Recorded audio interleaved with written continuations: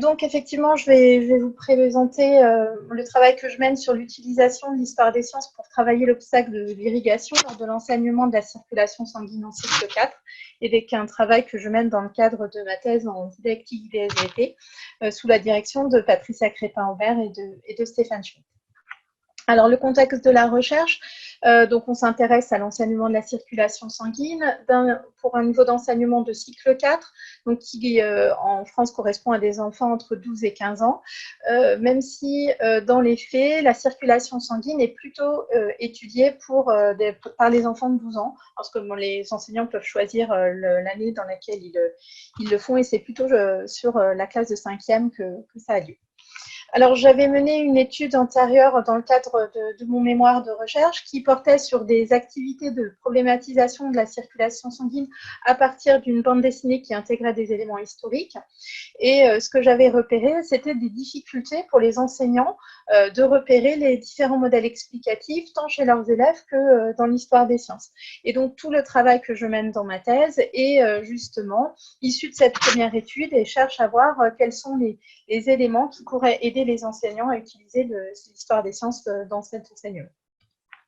Alors, pour ça, on utilise deux cadres théoriques. Le premier est celui de la problématisation, qui nous dit que les savoirs scientifiques sont des savoirs problématisés et que donc le problème est l'élément central dans les apprentissages scientifiques. La problématisation va conduire à dégager un savoir qu'on va dire nécessaire, apodictique, c'est-à-dire un savoir qui ne peut pas être autrement. Et on peut définir trois composantes inhérentes à la problématisation, qui sont la position du problème, la définition de construction du problème et la résolution du problème. Et ce qui va être central dans la problématisation, c'est la définition de construction du problème.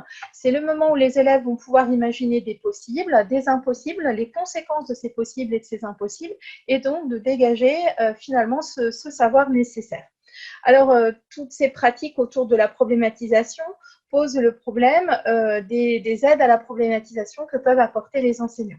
Alors, plusieurs auteurs se sont penchés sur le sujet et proposent différents modèles comme les inducteurs de problématisation et les déterminants de la problématisation. Alors, je n'ai pas le temps ici de les détailler, mais dans tous les cas, l'idée est de rechercher des aides potentielles que les enseignants pourraient utiliser pour vraiment développer la problématisation des élèves sans pour autant le faire à leur place. Le deuxième cadre que nous utilisons est celui de la reconstruction didactique, qui a été définie par Cécile de Hausson comme elle définit la reconstruction didactique comme une séquence d'enseignement conçue sur la base d'informations historiques explicites et se donnant pour but l'apprentissage d'un concept ou d'une loi physique. Alors depuis, ce cadre a été repris dans le cadre de la chimie par Canac ou des SVT par Bosdevex. Et cette reconstruction, elle est basée sur deux enquêtes. Une enquête didactique qui va avoir pour but de repérer et d'analyser les difficultés et les obstacles des élèves, et une enquête historique qui va correspondre à une analyse épistémologique de textes historiques sur le savoir visé, donc qui pour nous sera donc la circulation sanguine. L'idée est vraiment de produire une séquence d'enseignement, ce qui fait que l'enquête historique est orientée par l'enquête didactique. Elle n'est donc ni exhaustive ni neutre et peut conduire à des reconstructions différentes que celles proposées par les historiens des sciences. Et c'est les résultats de ces deux enquêtes qui vont conduire à la reconstruction didactique du concept scientifique qui est visé. Alors, ce qui est apparu dans ma réflexion dans l'articulation de ces deux cadres, ce qui est commun, c'est la notion d'obstacle épistémologique. Crépin-Aubert a montré que les obstacles épistémologiques pouvaient être des leviers d'apprentissage pour positionner ou construire le problème. De Hausson, dans son cadre, donne une place importante au problème dans l'apprentissage et note que les difficultés des élèves font parfois écho aux difficultés des savants. Alors, il n'est pas, évidemment, les contextes des obstacles chez les élèves et dans l'histoire des sciences ne sont pas exactement les mêmes, les problématiques posées ne sont pas les mêmes, ils ne sont pas de même nature, mais il y a quand même l'existence parfois d'obstacles épistémologiques analogues laisse penser que l'histoire des sciences peut être un bon moyen d'appréhender certains obstacles avec les élèves. Alors tout ça m'a conduit à deux questions de recherche principales. Une première en lien avec l'enquête didactique où je m'interroge sur comment aider les enseignants à repérer et prendre en compte les obstacles des élèves sur la circulation sanguine. Une deuxième en lien avec l'enquête historique, à savoir quels sont les éléments et les événements historiques majeurs de l'histoire du concept de circulation qui pourraient être utilisés en classe. Et après le bilan des deux enquêtes, je suis arrivée à une troisième question de recherche qui s'intéresse à comment certains éléments de l'histoire et de la circulation sanguine peuvent être utilisés comme des leviers à la problématisation des élèves. Et comme je vous disais, je formule l'hypothèse de recherche que la présence d'un obstacle épistémologique analogue, qui est donc celui d'irrigation, que ce soit chez les élèves ou dans l'histoire du concept, nous suggère que les matériaux historiques devraient être féconds pour travailler la problématisation de la circulation sanguine dans l'organisme. Alors, les deux enquêtes ont bien avancé, donc je vais vous présenter un peu les bilans de ces deux enquêtes. Alors, les obstacles épistémologiques sur la circulation sanguine sont connus déjà depuis longtemps et bien documentés. Alors, nous avons le primat de la perception avec le non-endiguement du sang, que l'on va retrouver plutôt chez des élèves de primaire, mais j'ai pu observer, même si c'était un nombre vraiment très peu important d'élèves, mais que certains élèves de 5e pouvaient quand même avoir ce type de conception. Nous avons le tuyau continu à paroi imperméable qui va avoir posé des élèves la difficulté à imaginer des échanges au niveau de la paroi des vaisseaux sanguins, au niveau des organes notamment. Comme autre difficulté, les élèves ont tendance à voir le cœur comme une simple pompe et d'envisager une simple circulation. L'idée de double pompe et de double circulation est une vraie difficulté pour eux.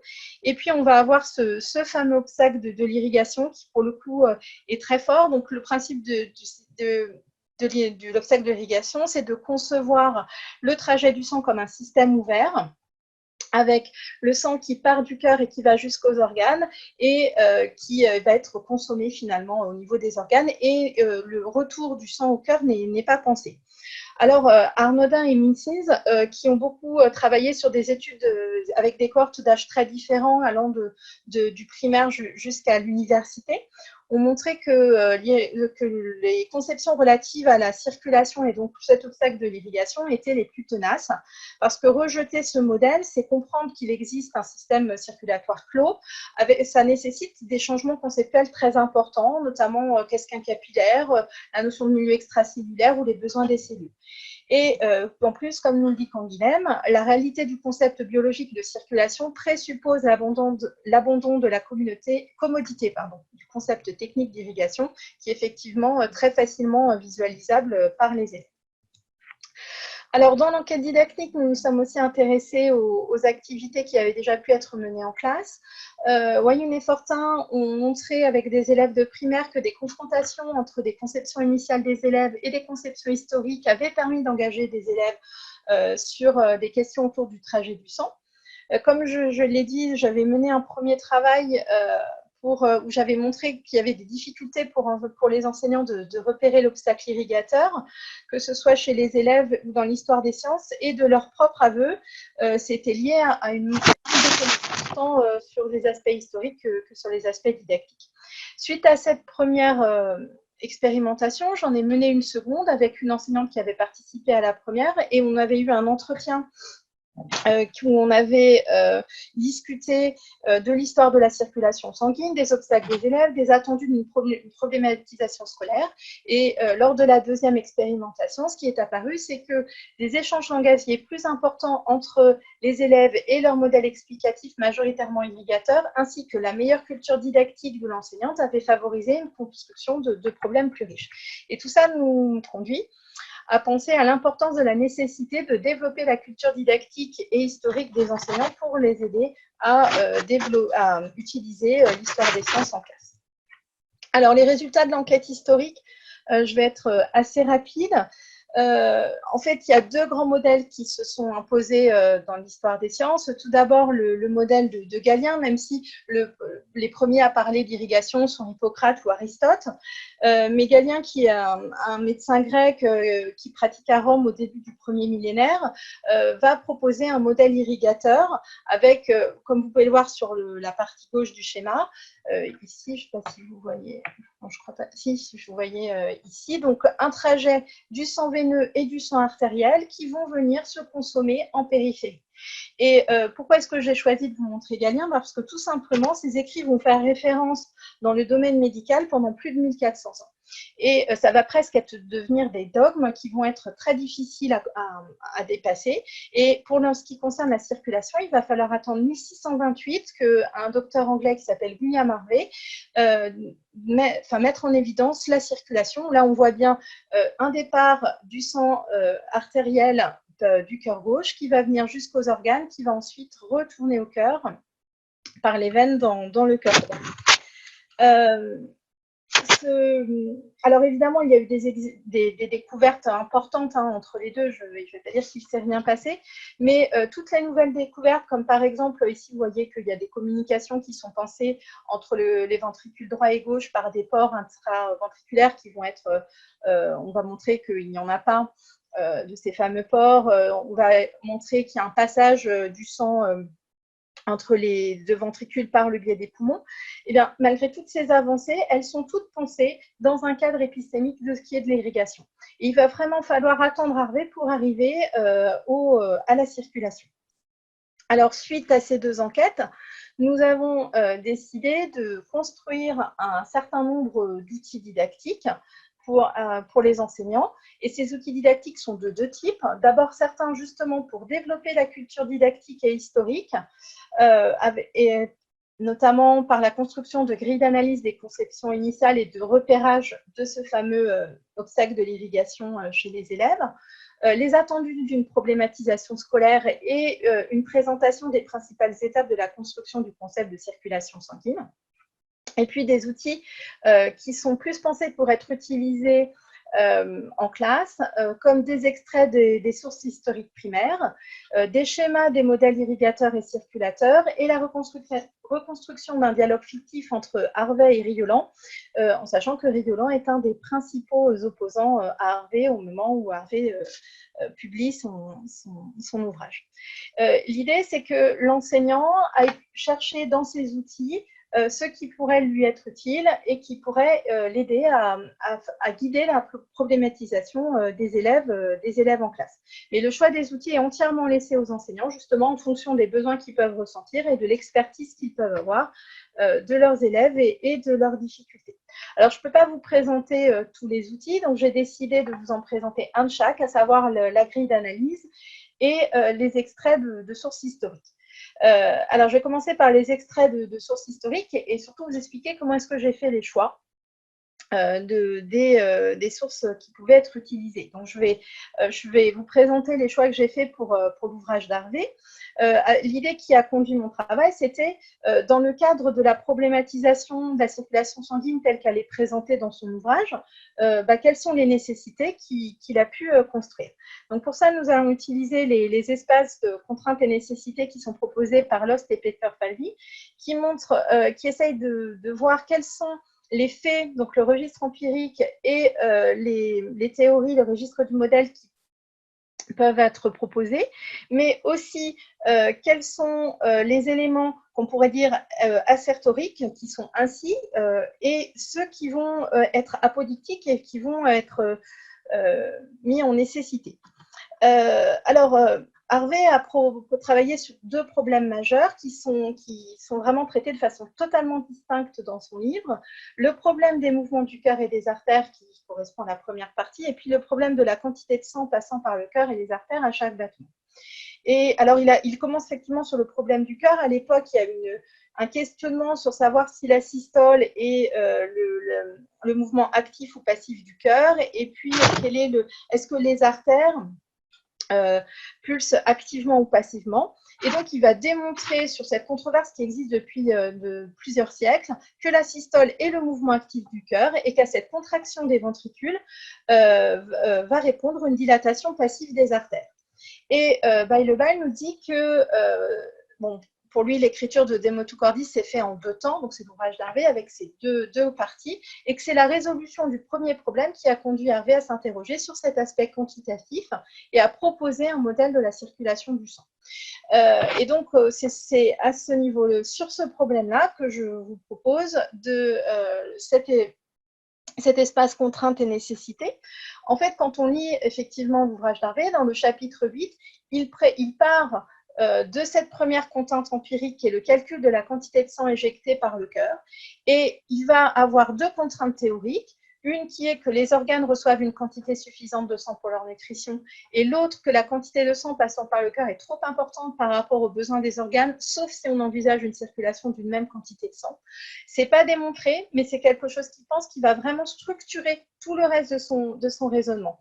Et à partir de là, il va utiliser tout un ensemble d'autres contraintes empiriques qui sont notamment le calcul de la quantité de sang passant cette fois au niveau des organes, ces fameuses expériences de ligature, la disposition des valvules veineuses, et à partir de là, il va établir deux nécessités qui sont les nécessités d'un mouvement exclusivement centripète du sang dans les veines et la nécessité d'un passage du sang des artères aux veines au niveau des organes et qui lui conduira à démontrer la circulation qu'il avait simplement avant perçue. On n'a pas relevé de nécessité empirique dans son ouvrage et on pourrait dire qu'il est dans un registre explicatif essentiellement inductiviste. Hein. Il tient à partir des observations et des faits qu'il a pu réaliser. Alors, voilà, donc, comme je disais, ce qui a été très important, c'est vraiment ce calcul de la quantité de sang éjecté par le cœur. Donc, un des premiers choix que nous avons fait, c'est donc cet extrait où il nous dit « En considérant la grande quantité de sang que je trouvais dans les vivisections et les ouvertures d'artères, en réfléchissant à l'abondance du sang mis en mouvement, à la rapidité de ce mouvement, je me demandais si le sucre des aliments ingérés pouvait suffire à renouveler insensément le sang insensément épuisé. Je compris que les veines seraient vidées et épuisées et que d'autre part les artères se rompraient par cet afflux continuel de sang si le sang ne retournait pas par quelques voies des artères dans les veines et ne revenait dans le ventricule droit du cœur. » Et après, nous avons cherché les autres contraintes que nous avions déterminées.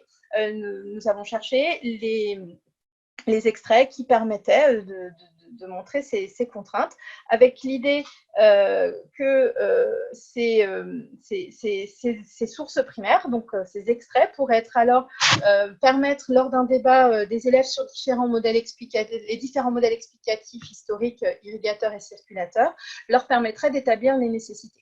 Alors, je ne sais pas s'ils pourraient arriver aux mêmes nécessités que Harvey, mais ce serait intéressant de voir justement qu'est-ce qui pourrait en sortir.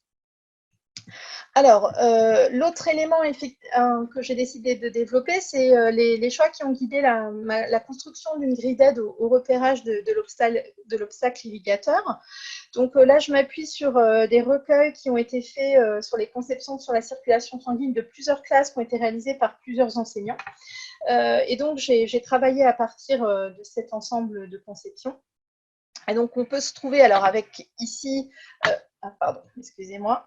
Ici, on voit bien le cœur, on voit des flèches bleues avec un sang appauvri en dioxygène, du sang rouge qui remonte vers le cœur, qui est un sang riche en dioxygène.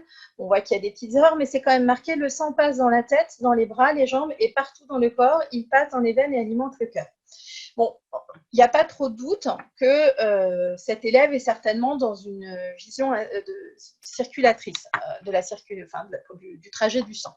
Si on regarde cet autre élève, ça nous est montré, le cœur est comme une catapulte, il distribue du sang à tous les muscles et les organes, et puis là on voit le cœur, on voit des flèches qui partent bien du cœur. Là on voit, il a colorié en rouge ici, donc on peut penser qu'il imagine que le sang arrive jusque-là. Donc là aussi, on peut sans trop douter de se dire que cet élève est plutôt irrigateur. Mais c'est assez rare d'avoir des choses aussi simples que ça. Souvent, les enseignants ils sont confrontés à ce type de production. Là, vous voyez, l'élève a représenté un cœur, des veines, du sang, des capillaires sanguins. Et puis, il nous dit, le cœur est la source du sang grâce aux veines sanguines. Le sang se propage dans les muscles et les organes. Les capillaires aident à la circulation du sang.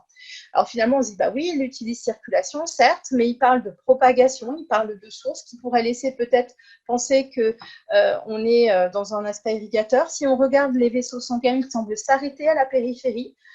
Donc, on voit que ce n'est pas si simple de catégoriser certaines productions. Donc, on s'est dit que les enseignants auraient peut-être besoin de grilles, puis c'était une de leurs demandes.